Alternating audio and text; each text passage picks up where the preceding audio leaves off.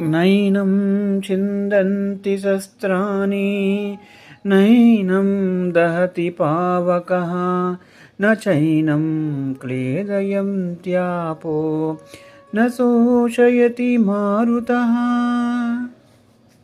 అర్జునుడు శస్త్రాస్త్రముల ద్వారా తన గురుజనులు బంధువులు నశించులను అశంకతో శోకించుచుండగా, కావున అతని శోకమును దూరము చేయుటకై శ్రీకృష్ణ భగవానుడు ఈ శ్లోకమునందు పృథ్వీ మొదలగు 4 భూతములు ఏవి అని ఆత్మను నశింపచేయజాలవని తెలిపి నిర్వికారమైన ఆత్మ యొక్క నిత్యతత్వమును నిరాకారతత్వమును నిరూపించను.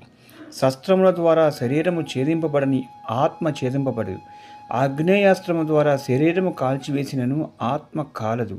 వారుణాస్త్రముతో శరీరము తడిపినను ఆత్మ తడవదు. వాయువ్యాస్త్రము